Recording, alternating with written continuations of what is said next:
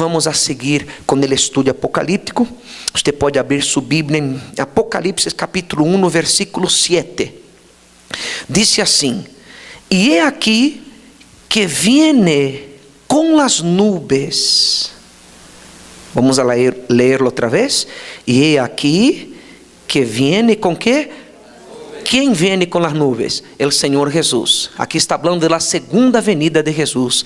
E aqui que viene com as nuvens, e todo ojo que le verá, e los que le traspassaram, as pessoas que traspassaram a Jesus, harão que coisa? Mira, e los que le traspassaram, e todos os linajes de la tierra, harão que coisa? Lamentação por ele. Sim, amém. Ponga a mão em seu coração, por favor, ó Deus e Padre, em nome do Senhor Jesucristo.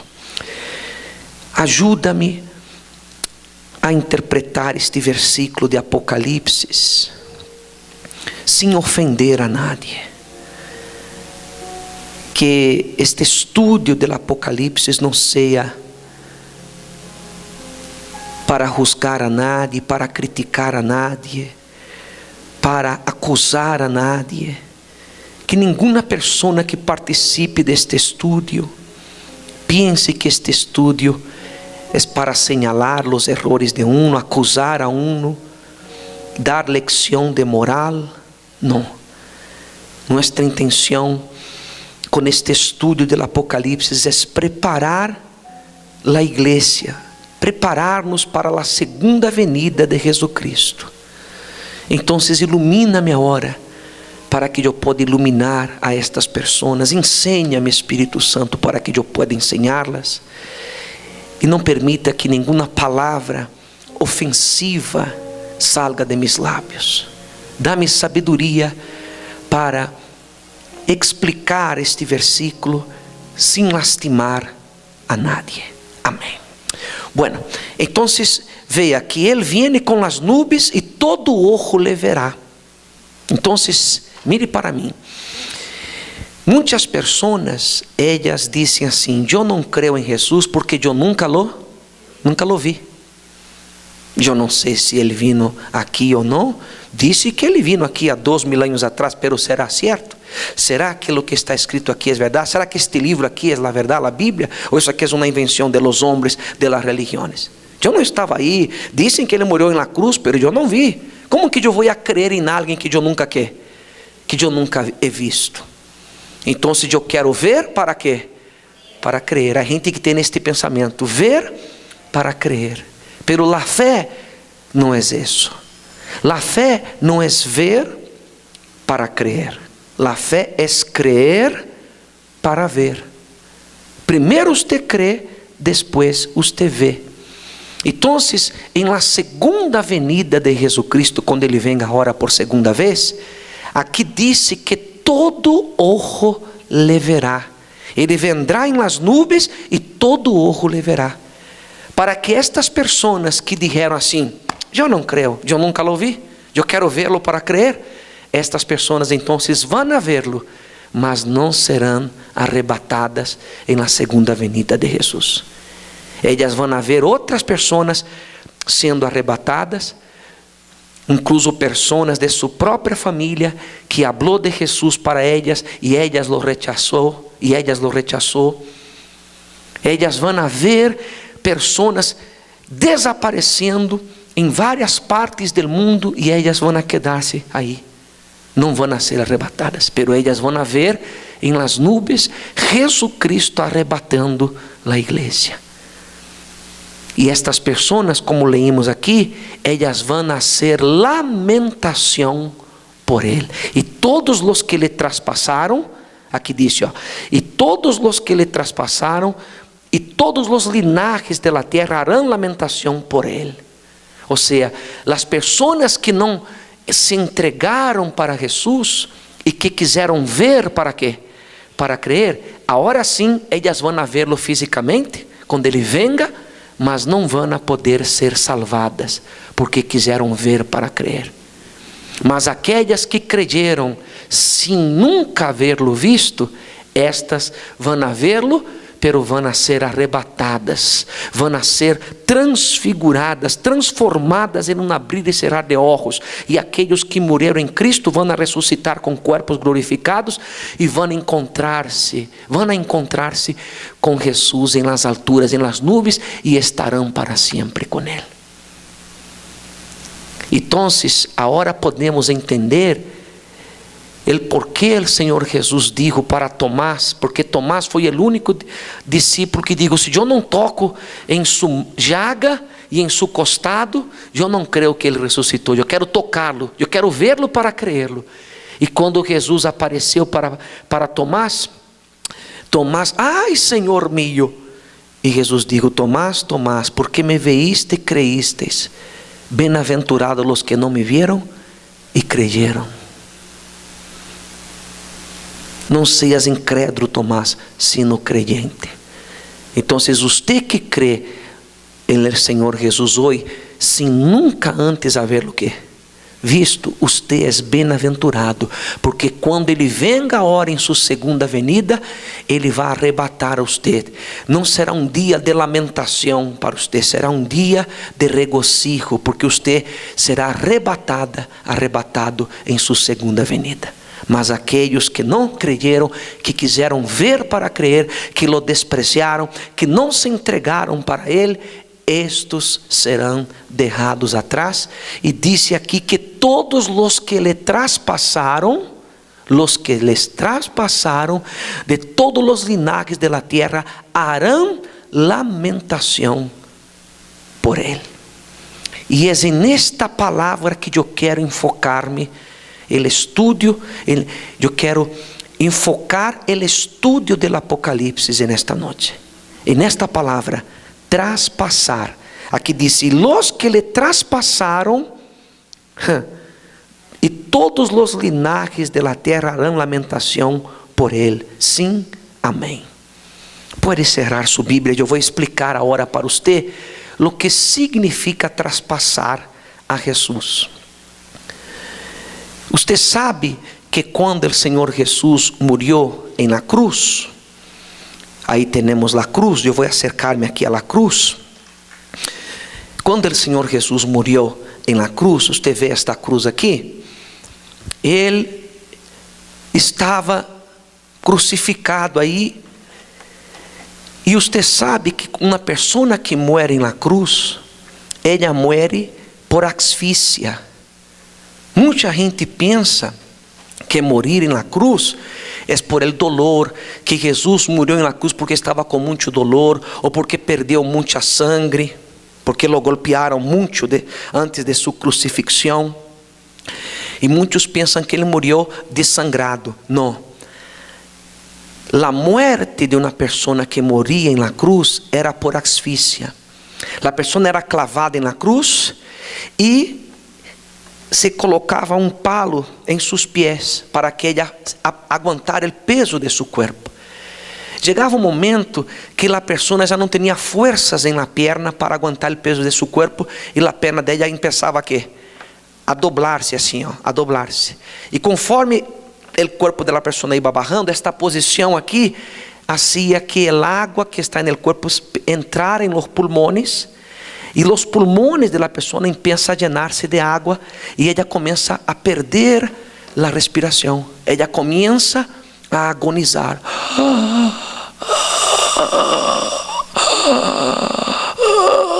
Ela não consegue respirar e ela queda agonizando várias horas, hasta que seus pulmones se llenan por completo de água e a pessoa se deja morir.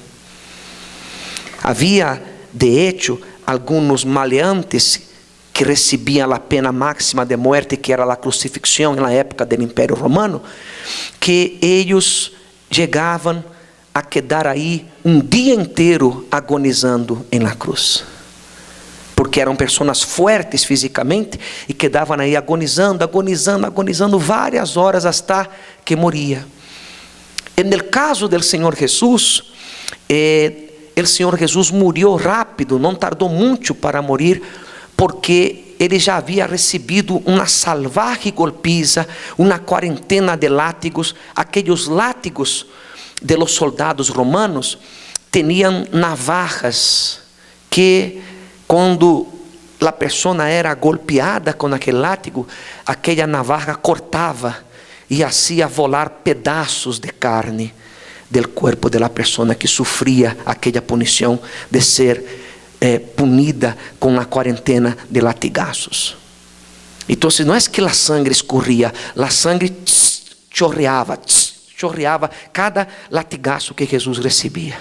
Sin contar los golpes, los puñetazos que Jesús recibió en la cruz, sin contar toda la masacre, aquella corona de espinos que ele llevó en su cabeza, enfim. Entonces ele quedó totalmente lastimado, já havia perdido muita sangue quando ele foi para a cruz. Então ele já estava débil, já estava já cerca de morir. Então não tardou muito para que ele muriera. Pero los soldados romanos, em alguns casos, às vezes estavam com prisa de ir almoçar, e aquela pessoa que era crucificada às vezes era muito forte e tardava muito para morir. Então eles, para acelerar, apressurar a morte de aquele réu, eles agarravam um maço, como se fosse aquele maço, verdade? Se chama maço, aquele martilho grande, pesado, maço. Agarrava um maço e venia e rompia, quebrava com o maço as duas pernas da pessoa que estava crucificada. ¡Bau! Aí quando se rompia as pernas da pessoa, então o corpo barrava rapidamente, a água llenava o pulmão rápido e a pessoa moria rápido. Então, às vezes, os soldados romanos, porque queriam ir-se rápido à casa, ou fazer as suas coisas, ou almoçar, eles rompiam a perna. Pero quando eles se acercaram a Jesus para romper a perna de Jesus, não foi necessário romper sua perna, porque eles faziam a prova que a pessoa estava morta, com uma lança atravessava o costado da pessoa, e se saía água do costado, é porque o pulmão já estava lleno de água, a pessoa estava morta. Então, quando o soldado romano traspassou ao Senhor Jesus com a lança, saiu água. Então ele se deu conta que Jesus já estava morto, e as pernas de Jesus não foi necessária quebrá-las. Incluso há uma profecia bíblica que disse que nenhum de los huesos de Jesus se rompeu, que seus huesos não seriam quebrados. Jesucristo nunca quebrou, nunca teve um hueso de seu corpo roto quebrado. Está compreendendo? Porque quando o soldado lhe traspassou com a lança, ele de hecho já estava aqui, já estava morto, porque saiu água de los pulmões. ¿Me compreende? ¿Me sigue hasta aqui? Então, traspassar a Jesus fisicamente hablando, foi aquele momento que o soldado com uma lança lhe perfurou os pulmões. Pero, que significaria hoje dia traspassar a Jesus?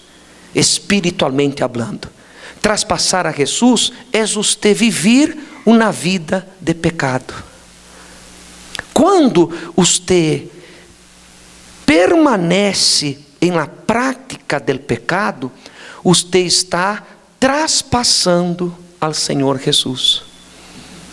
Traspassar espiritualmente a Jesus é o seguinte: você sabe que o Senhor Jesus murió en la cruz por causa de sus ¿qué? Pecados. Yo sé que Jesús murió por mis pecados, que mis pecados fue la causa de todo sufrimiento, de toda agonía, de todo martirio, de todo calvario de Jesucristo en la cruz. E se eu sei que Ele me amou e murió por mis pecados, e eu sigo praticando o pecado, é como se a mim não me importara nada de lo que Ele hizo por mim na cruz. É como se eu despreciara o sacrifício de Jesus na cruz. É como se eu dijera: mira, tu quisiste ser el héroe de la humanidad, problema suyo. La vida es mía y yo voy a vivir en pecado. No me gusta que nadie me esté controlando. Me gusta hacer las cosas como me pega la gana y yo voy a seguir mi vida de pecado. Nadie me va a cambiar. Eu não pedi que murieras por mim na cruz, problema suyo. É mais ou menos isso que você está fazendo. Aunque teoricamente você diga que ama a Jesus, pero em la prática, quando você vive em pecado, você está traspassando a Jesus. Você está volvendo a poner uma corona de espinas em sua cabeça. Você está escupindo em seu rosto. Você está golpeando a Ele como aqueles malvados soldados romanos lo hicieron. Essa foi uma das razões mais importantes em la decisão que eu tomei de abandonar a vida de pecado que eu vivia. Eu vivia uma vida muito sucia. Eu vivia uma vida muito cochina. De los 10 mandamentos de la Bíblia, eu desobedeci 9 mandamentos. Só me faltou um para que eu me graduara com honores em la universidade del pecado. Me faltou matar a um ser humano. Eu matei animais, deixei a seres humanos mal heridos, tendi trampas para que a pessoa muriera por manos de outros, quando eu usava drogas, pero eu nunca matei a uma pessoa. Pero de los outros 9 mandamentos, eu pratiquei los 9. Então, não foi fácil para mim abandonar a vida sucia, a vida cochina que eu vivia.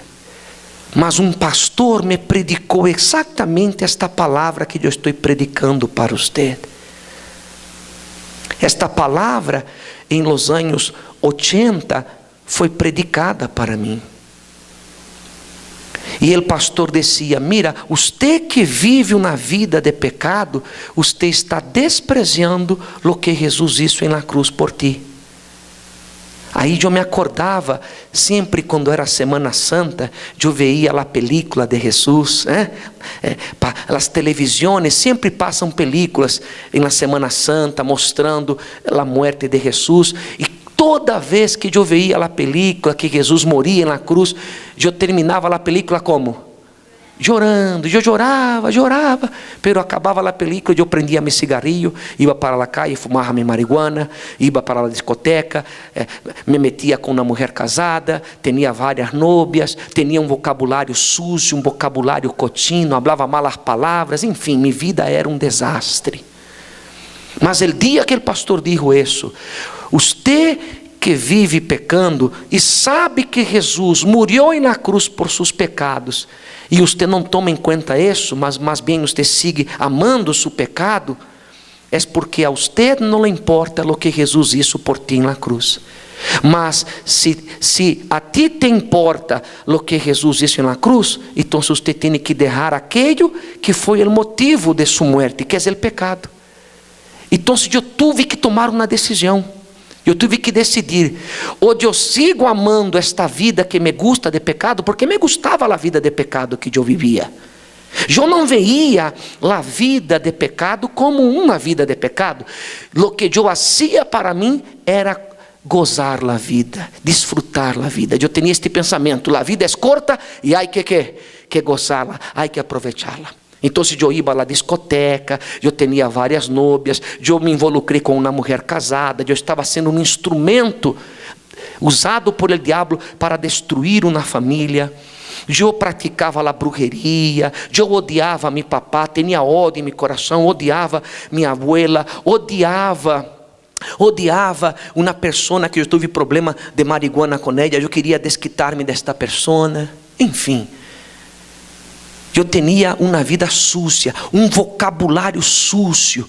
Me gustava as mulatas brasileiras desfilando por las avenidas en el carnaval de Brasil. Eu não perdia um solo carnaval, a samba brasileira, e quedava eu en el carnaval. Me gustava a cocaína que eu inalava, me gustava a marihuana que eu fumava 3 vezes ao dia, me gustava os 60 cigarrillos que eu fumava por dia, aquela vida promíscua.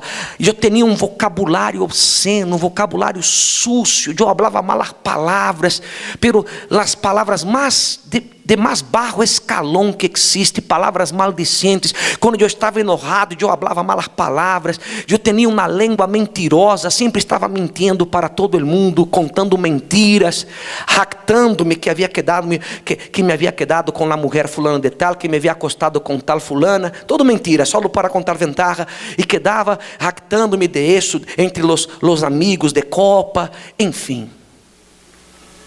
Aquela vida para mim era uma diversão. Me gostava aquela vida. Não foi fácil para mim. Se você pensa que convertir-se a Deus é fácil, você está muito equivocada, muito equivocado. Uma conversão cuesta muito. Porque você está anos e anos e anos vivendo em um sistema de pecado, aprisionada, encadenada, llena de ataduras de pecados, de malos hábitos, de vícios. E de pronto você vem a los pés de Jesus e descobre que por seus pecados você está sentenciado a passar a eternidade no tormento eterno. E você descobre que há uma maneira de salvar-se, que é entablando uma relação de fé e amor com Jesus, bautizando-se nas águas, entregando-se para Ele de corpo, alma e espírito. Mas esta entrega implica uma conversão. É um câmbio radical, não é fácil. Não foi fácil para mim. Não foi fácil, foi muito difícil. Eu tive que apartar-me de meus amigos de copa, de meus amigos de cocaína, de meus amigos de marihuana. Eu tive que apartar-me das pessoas. Minha conduta moral, social, os lugares e as pessoas que eu frequentava, e minha conduta espiritual, mundana, pecaminosa, cotina, tuvo que ser cambiada por uma conduta moral, social e espiritual cristiana. Foi um processo muito difícil. Tardou como 3 meses minha entrega total para Deus. E depois de 3 meses eu estava bautizado com o Espírito Santo, porque eu me entreguei de verdade. Há pessoas que levam anos e anos no Evangelho e nunca se entregaram de verdade para Deus. Nunca se entregaram, por isso nunca receberam o Espírito Santo.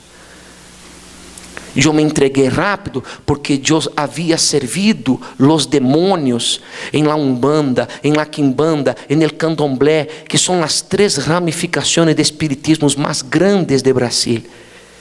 E eu sabia que eu não podia jogar com o diabo. Eu havia servido a Satanás.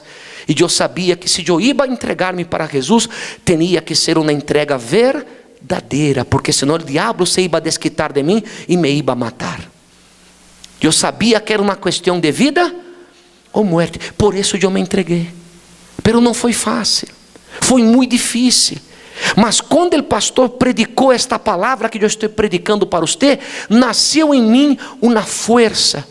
E eu dije, aunque eu amo o carnaval, eu amo o álcool, eu amo a loucura de la marihuana, eu amo esta vida promíscua que eu vivo, pero eu tenho que decidir a quem vou amar mais. Se eu amo o pecado, que foi o motivo de la muerte e o sofrimento de Jesus, ou se eu amo mais a Jesus, que se entregou por mis pecados por amor a mim. A quem eu amo mais? A Jesus ou ao pecado? Não, eu a partir de agora quero amar a Jesus. E se eu não amo a Jesus mais que a meu pecado, eu vou passar a amá-lo. Eu vou começar a buscá-lo e o Espírito Santo vai colocar este amor dentro de mim. Mas Jesus a partir de agora estará em primeiro lugar em minha vida.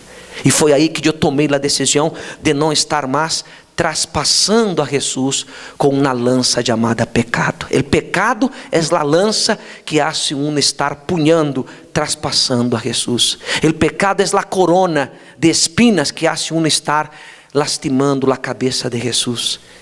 O pecado é o escupe que hace estar escupindo no rosto de Jesus. O pecado foi o motivo do sofrimento de Jesus. E se eu sigo pecando, é porque a mim não me importa um bledo, não me importa um bledo, um pepino, lo que Jesucristo hizo por mim em la cruz. Mas se lo que Ele hizo por mim na cruz tem valor para mim, então eu vou abandonar todo aquilo que foi o motivo de seu sofrimento na cruz. Eu me vou entregar para Ele de corpo, alma e espírito. Quem está compreendendo? ¿Usted entendió lo que es traspasar a Jesús? Es usted saber que Jesús murió por sus pecados y usted aún así sigue ¿qué? Pecando como si a usted no le importara nada de lo que Ele hizo en la cruz por usted. Entonces, si usted não quer mais seguir traspassando a Jesus, porque usted que traspassa a Jesus, como leímos aqui no versículo 7, en el día de su venida, usted lo verá, pero usted não será arrebatado, usted será dejado atrás. Usted verá outras pessoas sendo o quê? Arrebatadas. De pronto, se a pessoa que estiver a seu lado está convertida a Jesus e preparada, ela vai desaparecer e você vai quedar aí, dormindo, buscando a pessoa que passou. Você vai começar a chorar, a lamentar. Usted vai ser lamentação. E esta lamentação é o pior tipo de arrependimento que existe. Porque é aquele arrependimento tardado. Que é um arrependimento tardado? É aquele arrependimento que você diz assim: oh, por que eu não lo hice? ¿Por que não lo hice? Se eu hubiera hecho isso, não hubiera passado esse. Sabe aquele arrependimento que você se lamenta de algo que você deveria haver hecho e não lo hizo, e agora já é que demasiado tarde? Por exemplo, você vai manejando seu auto e a lei de trânsito disse que você deve abrochar que o cinturão, pero su hijo vai a seu lado e ele não le gusta poner o cinturão, porque le arruga a roupa. E você lhe disse: ponga o cinturão. Não vou poner cinturão, não me gusta. Aí você sai manejando o auto e permite que seu hijo que está a seu lado se sente a seu lado e não se abroche o cinturão. Aí você chocou o auto e seu hijo sai volando por el parabrisas e muere.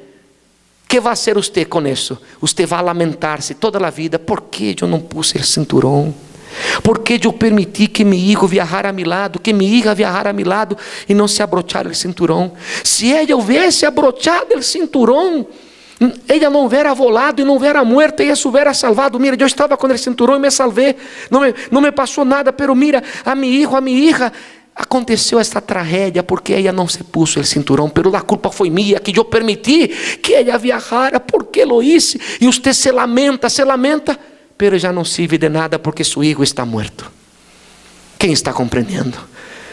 Quando Jesus vuelva, todo ojo lo verá em las nubes, e aqueles que le traspassaram harão que coisa?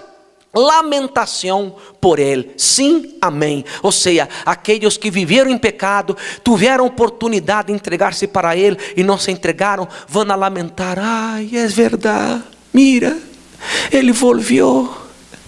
Tanto que me hablaram, me dijeron tanto, eu tive tantas oportunidades de entregar, mas eu não entreguei. E a pessoa vai começar a chorar, lamentar-se, porque ela teve a oportunidade e não aproveitou. Ela vai chorar lágrimas de sangre, por decirlo assim. Porque los que sean arrebatados vão estar en el gozo. Los que sean dejados atrás aqui vão enfrentar um período chamado Gran Tribulação, que vai durar 7 anos. E vai acontecer coisas terríveis, coisas que nunca aconteceram em toda a história da humanidade. E vamos falar de isso, se Deus nos dá permisso, com grande riqueza de detalhes, conforme vayamos avançando no estudio do Apocalipse. Pero lo que usted tiene que hacer ahora con esta información que yo estoy pasando para usted es escudriñarse, analizar su vida. ¿A quem usted ha amado más? ¿Usted ha amado más las tinieblas o la luz de Jesús? ¿Usted ha amado más el pecado o el sacrificio que Jesús hizo para perdonar sus pecados? ¿Usted ama más el pecado o usted ama el perdón llamado Jesús? Porque si usted com a boca disse que ama Jesus, mas com suas atitudes você vive em pecado, você está traspassando a Jesus. E eu quero invitar-lhe a você, nesta noite, a que você já não viva mais traspassando a Jesus, para que este dia, o dia de sua venida, não seja um dia de lamentação, de aflição para você, mas seja um dia de salvação, de redenção, de regocijo. Então, você que quer, a partir de hoje, amar mais a Jesus que a este mundo, que al pecado. Por más que le guste el pecado, pero usted va a hacer lo que usted tiene que hacer. Usted va a hacer un sacrificio para abandonar este pecado por amor a Jesús. Yo amo eso aquí, pero mi amor por Jesús es más grande. Y si no es más grande, yo voy a pedir al Espíritu Santo que llene mi corazón de amor, para que yo ame a Jesús acima de todo, por encima de cualquier placer pecaminoso. Yo voy a dejar esta vida de pecado y voy a entregar-me para Jesús. Usted que já não quer mais traspassar a Jesús, póngase de pé, por favor, e vamos a buscar su presencia em nome de Jesucristo. Cierre sus ojos, por favor.